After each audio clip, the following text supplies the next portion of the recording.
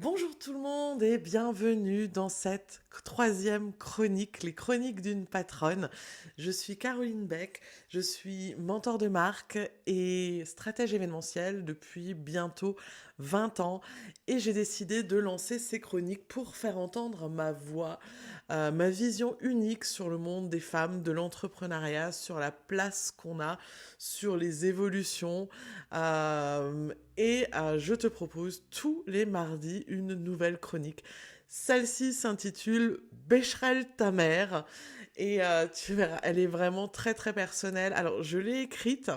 Alors je ne sais pas si en version podcast tu arriveras bien à faire la nuance euh, sur les petits mots, mais je le mettrai dans les descriptifs pour que tu te rendes vraiment compte des petites blagues que je fais euh, par rapport justement à tout ce qui est orthographe, grammaire. Je pense que tu as compris le terme Becherel ta mère. Donc on va commencer, chers auditeurs. Vous avez déjà entendu parler de cette expression, forcément, Becherel ta mère. C'est le cri de guerre des puristes de l'orthographe, les gardiens du temple de la grammaire française. Dans les grandes lignes, je suis assez d'accord avec eux. Parce que franchement, quand je vois des SMS où je dois jouer aux devinettes pour comprendre les messages, ou des petites annonces sur le bon coin, j'ai les yeux qui saignent. Je ris, mais parfois ça saigne. Quand tu vois par exemple des piscines à la place des piscines ou des vélos épileptiques pour les vélos elliptiques, ou encore des jus de box pour jukebox. Sérieux, il faut souligner quand même l'imagination débordante de certains qui réinventent la langue de Molière. Mais, parce qu'il y a toujours un mais avec moi, comme pour tout dans la vie, en général, il y a une différence pour moi entre ceux qui font rire malgré eux et ceux qui te guettent à la moindre faute, prêts à te crucifier sur l'autel du pécherel. Oui, tu vois, je parle de ces extrémistes de l'orthographe qui, à la moindre coquille, te renvoient à la case illettré. Ou te mettent dans le même panier que tous ceux qui vendent des tas de bois ou des machines anciennes. Machines anciennes. Ils te guettent en tapant leur fameux Becherel ta mère avec un air supérieur dès qu'ils détectent un malheureux S oublié ou un accent aigu à la place d'un accent grave. Et là, franchement, eux, ils me saoulent. Parce que comme on dit toujours, c'est ceux qui ne font rien qui critiquent. Généralement, ceux qui savent, qui bossent, qui créent du contenu, qui écrivent, savent que c'est possible. Mais c'est tellement facile de critiquer. Et eux, ils me saoulent. Franchement, ils me saoulent. Et c'est un cri du cœur, cette chronique. Et je vais te le dire, moi, je ne suis pas considérée comme dyslexique ou j'ai pas un 10 qui a été détecté. Déjà, de toute façon, les diagnostics ne se faisaient pas à mon époque. Mais depuis toujours, j'ai un souci avec la grammaire française. Rien ne rentre facilement pour moi. Tout doit être bossé, rebossé et encore rebossé. Je dois m'arrêter pour analyser chaque phrase, chaque règle, remonter à l'étymologie pour comprendre. Parce que moi, mon cerveau, tu lui dis ça s'écrit comme ça, parce que ça marche pas. Mon cerveau a besoin de comprendre. Donc je dois répéter les règles. Soit je comprends l'étymologie, et à ce moment-là, l'information va rentrer et va se mettre dans un coin dans mon cerveau et va devenir automatique. Soit je ne comprends pas l'étymologie et à ce moment-là, le c'est comme ça parce que je vais devoir me répéter les règles de grammaire pendant que j'écris. Donc ça ne va pas être fluide et je vais prendre beaucoup plus longtemps que quelqu'un d'autre à écrire. C'est comme une partie de Tetris où je dois sans cesse réorganiser les briques pour ne pas que ça s'effondre. Là où pour d'autres, l'apprentissage va être facile et intuitif. Je sais, ma mère, par exemple, qui a un maître capello, elle va écrire sans même se demander, c'est automatique pour elle, elle sait si c'est E, E, S, si c'est A, I, T, si elle réfléchit pas, c'est automatique, elle sait comment ça s'écrit. Moi, non, je me passe en règle à chaque fois les règles de grammaire pour savoir comment accorder un mot. Malgré que j'ai 45 ans aujourd'hui, ce n'est toujours pas devenu automatique. Je me souviens encore des heures de dictée interminables avec ma mère, des rendez-vous chez l'orthophoniste et surtout de la terreur que me provoquait l'idée de devoir rédiger un texte. J'étais persuadée que chaque mot, quelqu'un serait là pour m'épingler, prêt à me descendre en flammes à la première erreur. C'est ça, vivre avec le syndrome du Becherel ta mère ambulant aux trousses. Euh, Aujourd'hui, les correcteurs orthographiques et tout ça m'aident. Ça me permet d'avoir un peu plus de fluidité. J'écris beaucoup plus, je perds un peu moins de temps, mais ça reste quand même quelque chose qui est plus long pour moi que pour d'autres. Pour toi, peut-être que c'est facile. Pour toi, peut-être que chaque mot que tu écris coule de source. L'orthographe est plus simple parce qu'il y a une étymologie. L'étymologie, je la comprends. C'est vraiment les règles de grammaire française qui sont absurdes. Chaque accord est une bataille pour moi. Je vais te donner un exemple concret parce que pour toi, t'as tellement un automatisme que tu te rends pas compte. Mais je vais te donner un exemple très concret. Parlons du petit mot qui est le on. Le on, c'est nous. Lorsque je dis on, c'est moi, plus toi, plus éventuellement d'autres personnes. C'est logique. La logique voudrait que le on soit au pluriel, que le on soit le nous. Mais non, dans la grammaire, le on, c'est le il ou le elle. C'est du singulier. C'est pas logique. Et mon cerveau ne comprend pas ce qui n'est pas logique.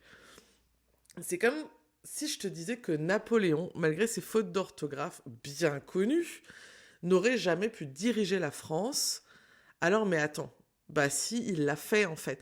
Ce serait bien d'arrêter, déjà de faire la différence entre ceux qui ne savent pas écrire et qui nous font rire, et ceux qui savent, et ne pas limiter leur capacité, leur connaissance, leur valeur, ce qu'ils ont à transmettre et à enseigner à une pauvre petite faute d'orthographe qu'ils vont faire. Et aujourd'hui, malheureusement, les extrémistes du pécherel ta mère, ben, c'est ce qu'ils font. Et ils peuvent casser la confiance en soi, la confiance en eux de nombreux entrepreneurs ou même dans le monde du travail sans être entrepreneur par parfois une petite remarque. J'en reviens à Napoléon qui était vraiment connu pour être un champion des fautes.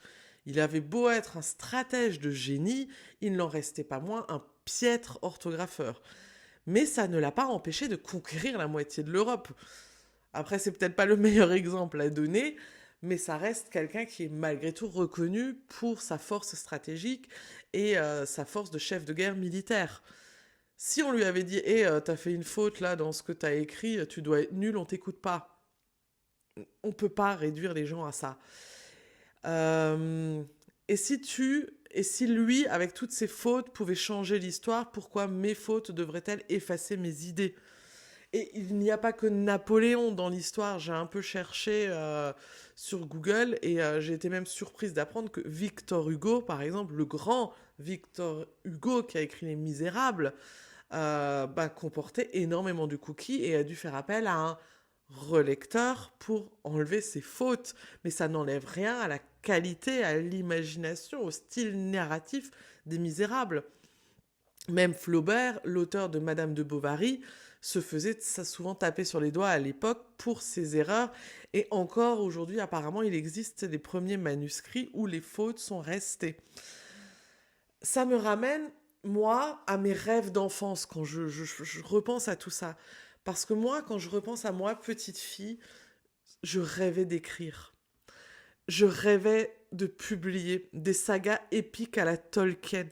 J'avais des histoires plein la tête, j'avais des mondes à imaginer, mais on m'a coupé l'herbe sous le pied à cause des fautes que je faisais étant petite au collège. Quelle que soit la rédaction, la nouvelle, la dissertation, l'on s'arrêtait toujours aux premières lignes et on me rendait la copie en me disant « Reviens quand tu feras moins de fautes, ça ne donne pas envie de lire ». Et j'ai fini par arrêter d'écrire.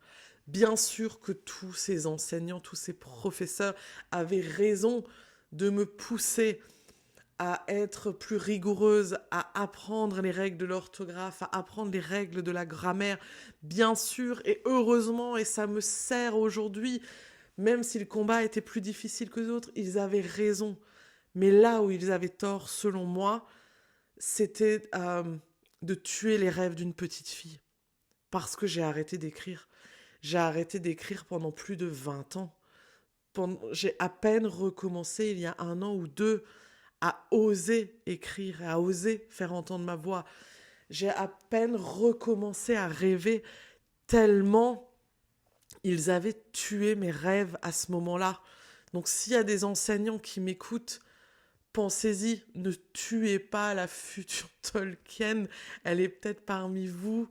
Donc pour moi, on n'en avait rien à foutre des histoires que j'avais à raconter, on n'en avait rien à foutre de la richesse de mon imagination, on n'en avait rien à foutre de mon talent narratif.